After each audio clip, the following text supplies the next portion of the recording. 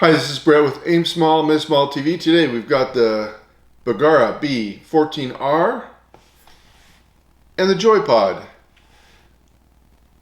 I'm almost thinking the Joypod should be the star of the show, but really it's the combination of the two. And we also shot ELEY team. We shot 5-round groups and we shot ARA Target. A couple things I'm encouraging you to check out if you make it to the shooting part of this video is the conditions that we have to shoot in at our range. And the reason why I brought that up is the last couple of videos just kind of put it in front of me is we shoot on wooden, portable, I won't say portable because they're quite heavy, but benches that you can roll back. And they roll the benches back because some of the matches that they hold, people are prone, and they can fit a lot more people prone with the benches out of the way.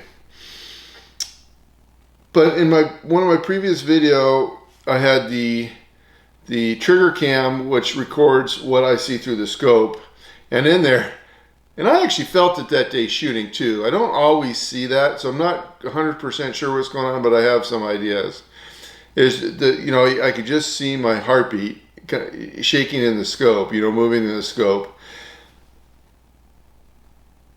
Now, my scope, I keep at 40 power when I shoot the ARA target, and obviously that magnifies everything 40 times. I suppose that's correct, right? But when I was editing this video, I kind of watched the movement, and one of the movements was me, working the bolt. And boy, you see the camera that has the bench view. It's basically shaking on that bench, and it just really kind of made me think. This can have something to do with accuracy. Maybe not. Just maybe makes us have to work a little bit harder. But something I just wanted to mention. In addition to the heartbeat that I mentioned in there, is one of the fellow shooter kind of asked the same question, and why does it happen? I don't know why sometimes it doesn't happen. Sometimes it's there, sometimes it's not.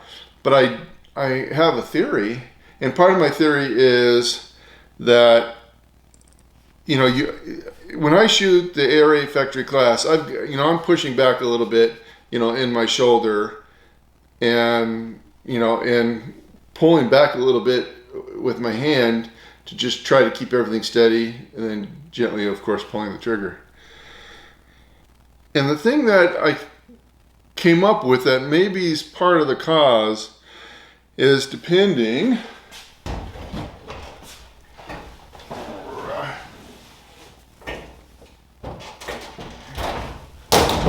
Excuse me. On the rear rest.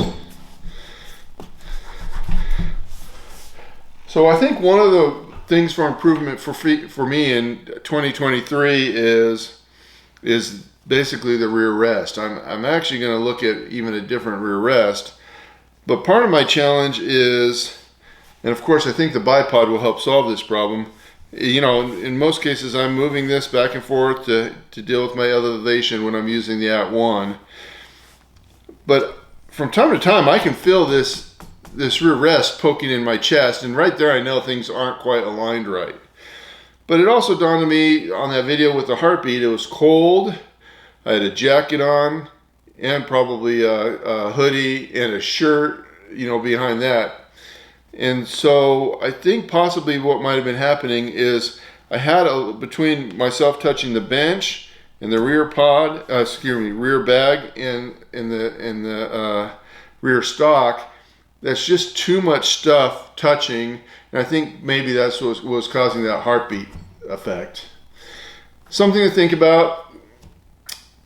But the other thing I want to bring up while I'm talking about movement and everything else is if you watch the video, you might notice as I'm working the bolt, I'm not really, especially on the 5-round group is really all you'd be able to notice, and I'm not having to realign my rifle each time. It's pretty much right where I left it.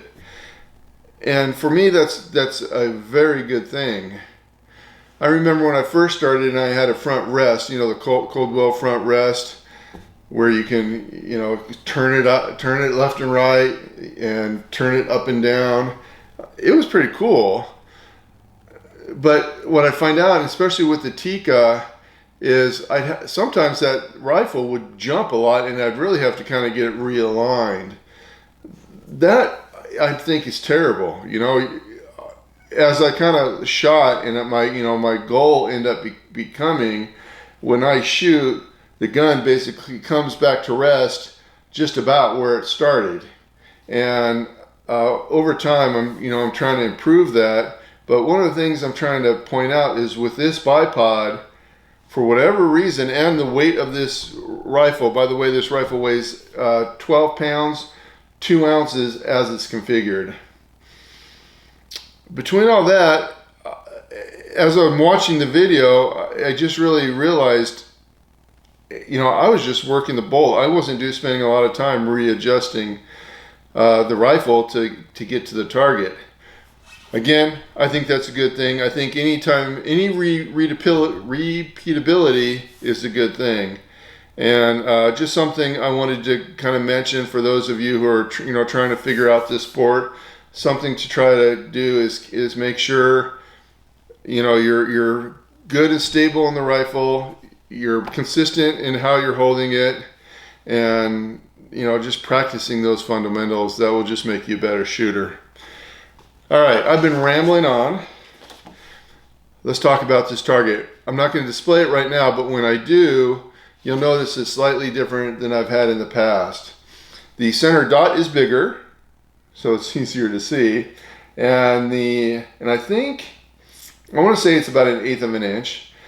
The small circle is 1/2 an inch, but then you'll see a white circle within that. That's basically to show me anything within that white circle is going to be 100 points on the factory class ARA target.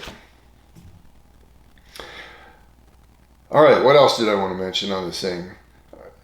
Typically, if I'm just trying to test ammo and I'm trying to find out how good or consistent it is, I don't necessarily care when I'm shooting groups where it lands.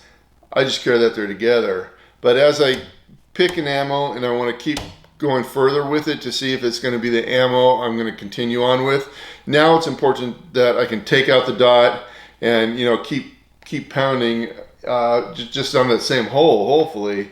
But ultimately that my groups are going to be smaller than the factory class 100 points. And so you'll see, I'll go and put the video up, or excuse me, the target up now. There was one round that hit that white line. So out of 20 rounds, only one hit the white line, and that was pretty darn close. So, you know, that's a 150 pointer out of 20 shots. So that's pretty good. So this is an ammo, honestly, I feel like I could compete with. The problem is I don't have any more. ELEY Team, by the way, I did mention it earlier, but the ELEY Team ammo, you know, it's about $11 a box. You know, the step up, is that what I just said? The step up from that is the ELEY Match, and that's, you know, these days probably over $15. And then if you want to go into 10X, I have a feeling this year it's going to be over $20. So ELEY Team, for me, I'm looking forward to more of that coming available, and I will purchase it. Let's go over the group sizes. 0.27. Now that's the sighter. I did warm up the barrel ahead of time. 0.41. 0.40, 0.35 for an average of 0.39, and I do think I put that, actually maybe I didn't put that 0.27 in there. I can't remember. If you care, you can do the math, but it seems like I wouldn't have with those other three numbers. But with that said, on target 2, if you go watch the video, we had some special guests on the range. Turkeys. I don't know what it is. It's been raining here a lot, and I'm guessing turkeys' dinner comes out when it rains a lot. But they've been on the range quite a bit, And so I went ahead and left it in the video, having to shoo off the turkeys, and you basically get to see them all kind of fly, you know, over the target and off the range. But I thought that would be fun to put in there. Let's talk about the ARA Target. The ARA Target I shot differently than normal. I was horizontal. Well, I put the target horizontal for whatever reason. And I shot horizontal because it's easy enough for me just to go like this. And I started on the bottom row. First row was all hundreds. Second row I had 250s. That target 17 and 22. I had trouble calling the wind apparently, and I believe what happened is at the time the wind was maybe changing from where it was flying, you know, to 3 o'clock, and then all of a sudden there was really nothing that I could see, at least through the upper range flags. Now obviously if the wind stopped blowing this way, my rounds are going to go this way if I'm sighted in for the wind, right? And those two shots are this way. And then the last 3 rows are great. I do encourage you to watch the video. You can kind of see the range flags in there. I did not have any of my flags on the range. But other than that, it was a good time. 2400 was the score. I'm happy with that. I'm happy with this rifle. I actually think this rifle might be the most accurate 22 I have. It's still a little early to know for sure, but as many groups that I've shot and they're pretty tight, it's starting to lead me to believe this may again be the best rifle I own. On another note, I went ahead and bought a Bergara, what do they call it, BMR? That's the one with the nice, I'll call it the stock with the slope. I don't know if it's a nice stock or not. I don't know if it's a nice stock or not. In fact, the whole gun itself, the BMR, doesn't look anywhere near the quality of this rifle. Now it's half the price, roughly, which I'm almost wondering if that makes this rifle a really good deal. I mean, right now I think you can get it for $10.50. I just sent an email out to the folks on our email list that you can buy this for $10.50 at Sportsman Warehouse. And I don't think it's on sale. I think that's its price, and it's in stock. What is today? Today is, I think, the 15th. Martin Luther King Day. So I'll have this video out. Maybe I was thinking about next Friday. Maybe I'll try to get this video out, you know, for Wednesday. And if you're interested, maybe go buy one. But right now, a BMR is in California gel, Dross gel, I'll call it. I think I have a few more days, and I don't know how I'm going to go about finishing these videos and then now shooting that other rifle, just to try to get an idea if it's worth getting that other rifle or not. The other rifle does have a matched chamber in it, skinnier barrel. You know, I'm not 100% sure what that means. We do like the thicker barrels, but we'll see. Again, we're going to get one in. We're going to get it tested.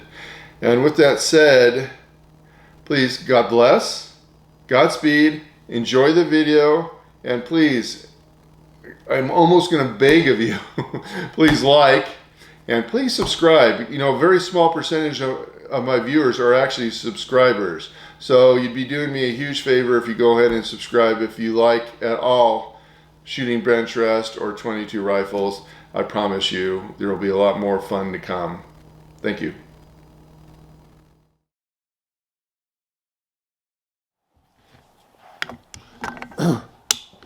We're shooting the Bergara B14r, 5-round groups. I'm going to start with sighters and ELEY team.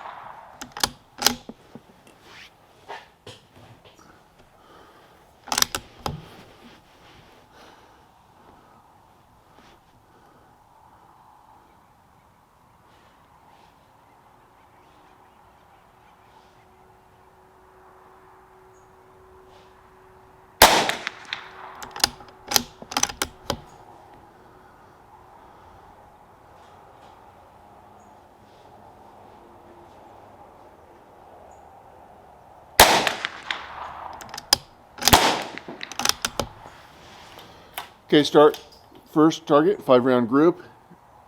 Kind of, we have a little bit of a breeze. We'll see how that affects a bullet.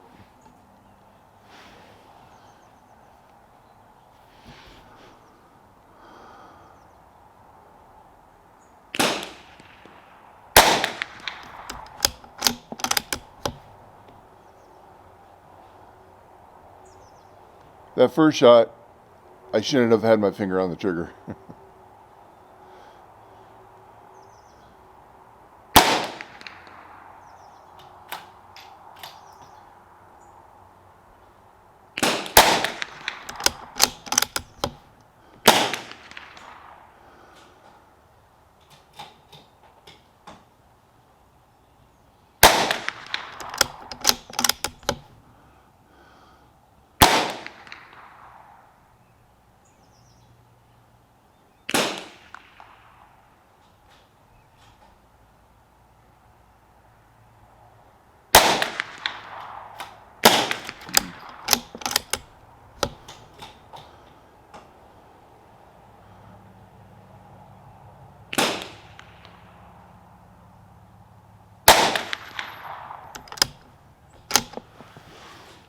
Okay, on that one I held a little bit 9 o'clock because of the wind.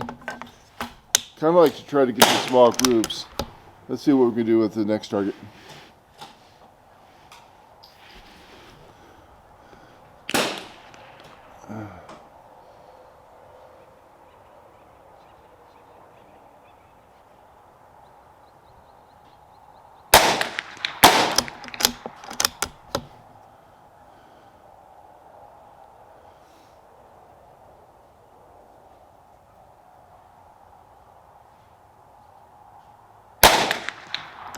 That's right where I aimed.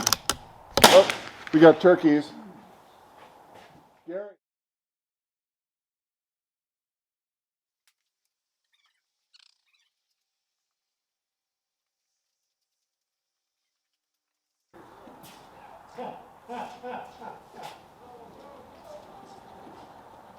They're not afraid of us at all.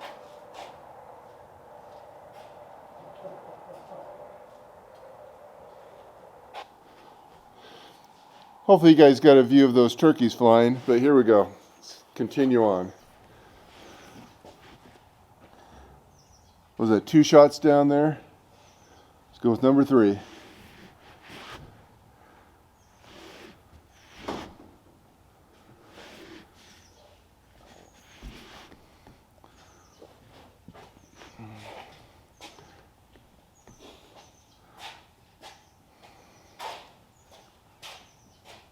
Morning.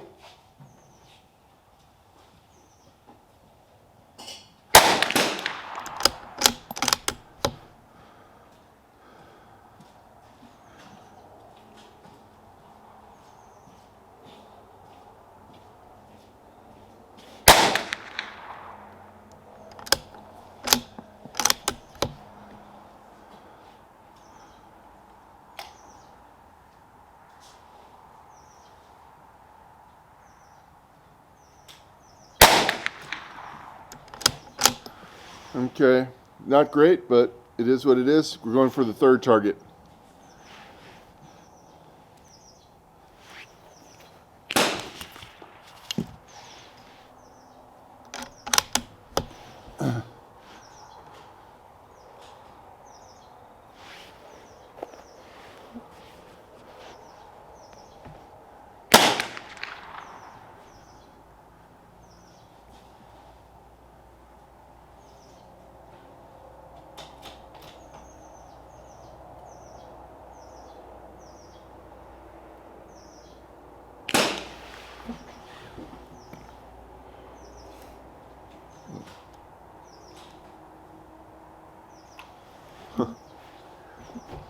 Just move the turret and the wind stops. Let's see what we get.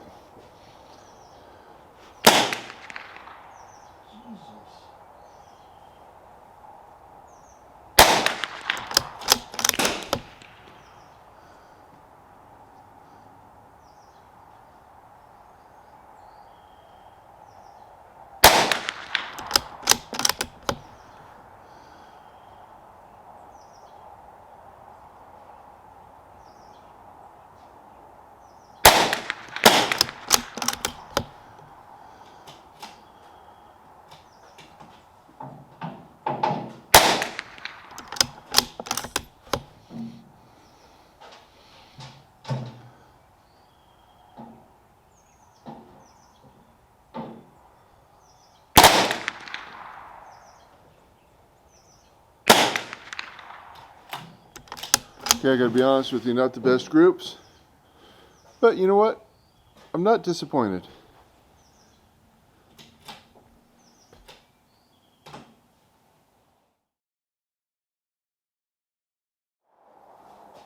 We've got the Bergara B14r ELEY team. We're trying out the joypod in a rear bag. Since I'm not sure how I want to shoot this, I'm going to start probably on the bottom and work my way up. But I'm going to go left to right, not up and down. See what happens. I'm going to start with the sighters on the left.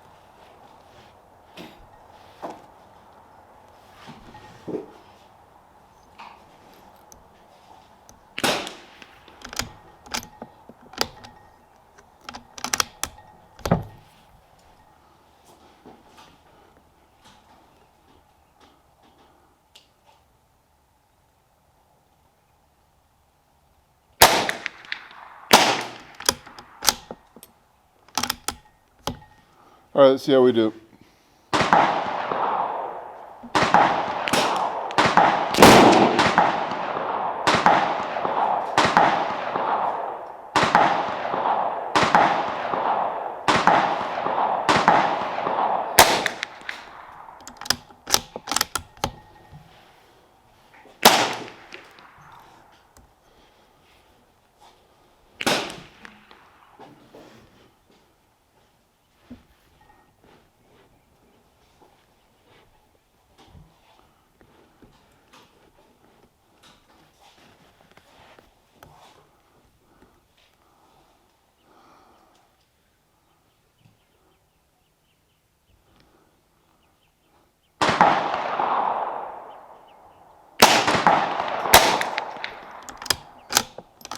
That's just under where I aimed.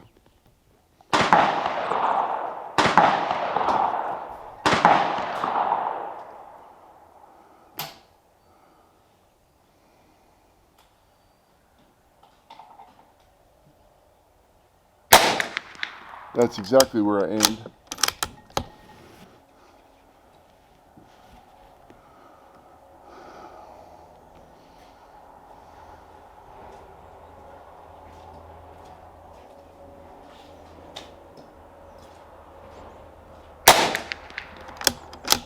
I aimed on the dot.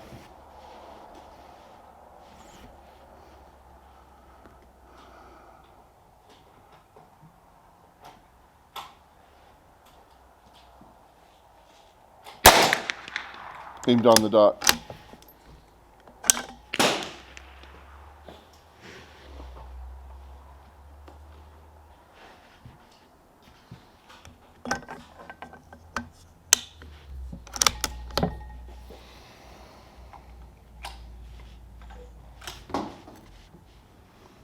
I'm going to start back on the left and work my way to the right, starting with the sighter.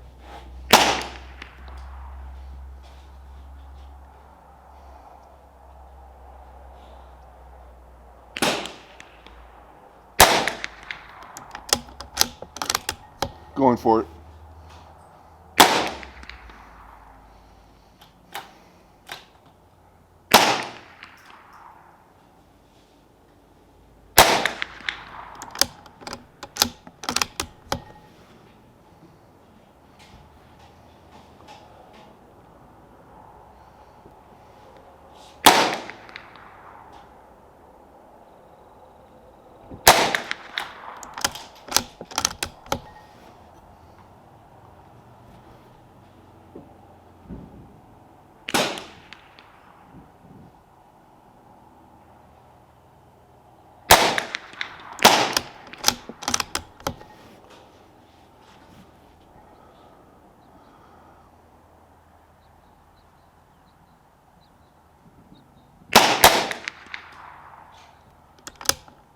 Didn't expect that to go over there.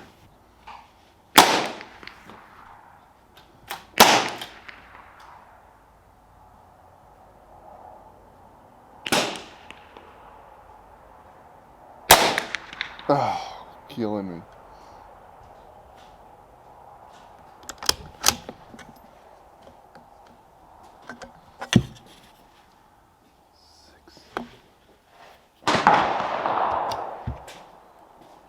Hey Brett, hi Phil. Hey, how you doing, sir? Doing good. Doing good. Hi, Jerry. Good to see you, man. Oh God, I have my gloves on.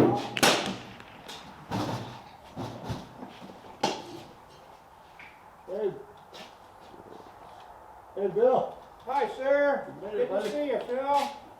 How's it working for you? It's getting there. Good and bad. Good. I was shooting good stuff, and then I decided to shoot the fourth, and I started shooting. Okay, third row from the bottom, starting with the left sider. So now I've settled down to one. Hi, Jerry. How you doing? Doing good. What are you shooting there? Oh, I'm just screwing around with the 1022. Oh, okay. So, where your buddies at? I dropped them off at the pistol range. They said pistols, and I said I'm going down the rifle range, but I'll drop you off. Yeah, the wind is perfect now. Yeah, they were really late. What's the matter? Is he shooting a? What's he shooting? I don't know. Who's going boom? That guy? All right, I'm gonna keep unloading and see what's going on here. Yeah. How's it working for you today? How's it working for you? It's doing okay. I've been shooting different. What you know, the ELEY yellow box. It's cheaper. So I practice. Not as accurate. Yeah, I know. I shot 6 rounds of the Midas Plus. They were just right there. Yeah, what? $28 a box? Huh? If you can find it. Yeah. So, but what I do is I weigh my ammo. The ELEY, the yellow box. Yep. And this is like How you doing, sir? 50.8, 51, 51.2, 51.4. You do rim thickness as well? No, I don't. So I think it's gonna rain. And this is, not right now I'm shooting the 51.6, all of it. And then I'll go to the 51. Okay, fourth row from the bottom, starting with the left sider. Well, 2/10 of a gram. Yeah. So, you weigh your stuff? Pardon me? You weigh yours? I used to, I didn't, I'm not anymore. I have to get a better scale. Okay. I weigh. Going for I it. got a good scale I gotta tell you about.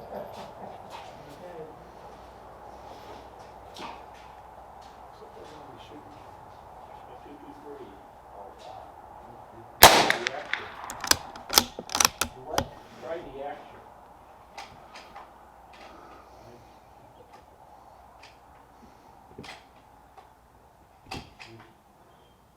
DA Precision full custom. And I don't all kinds of crazy things. Oh my gosh. And it clicks in here if you want to. Yeah. Is that goofy? My 1022, my stock moves forward and back. You ever seen that before? I haven't. Not on a 1022. Yeah, I saw that. I've got to get that. I had a 1022 for, gosh, many years. Right. Bought it when I was 15 or something, 14, 15. Is when you could do that about 3 years ago. Yeah. Shoot. That one I aimed a little lower. Glad not too much lower. I tell people it's 35 years and 35 pounds ago. Yeah.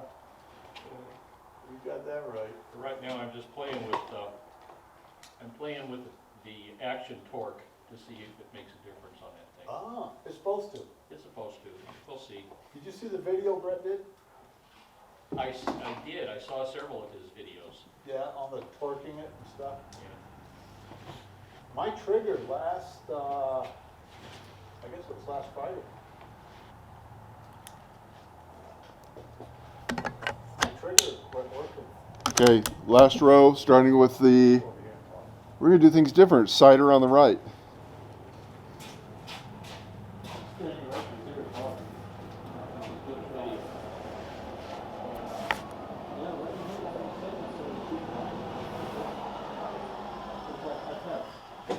Two in a row, and then it would shoot okay. And then two in a row. Hey, I'm almost done, and I'll come over there and help you. Okay. That's a good one. So Thank you, Dean. Yeah, no problem. we went back to his house. He happened to have an extra trigger for someone else. We put it in my ground. All right, let's see if we can get to work here. Mine had a two-stage. Yeah. So it was a long pull, you get ready, and this one here,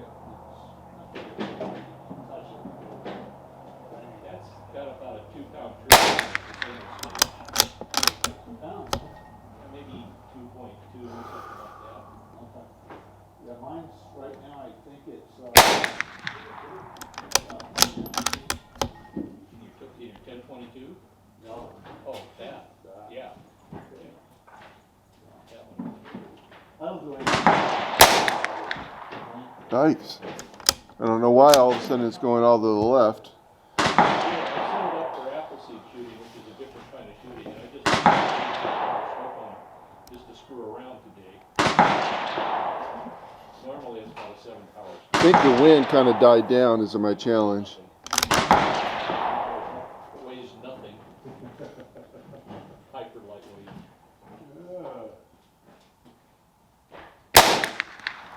Okay, I'm running low on ammo, so I'm going for it. I did change the turrets, I think 2 clicks to the right.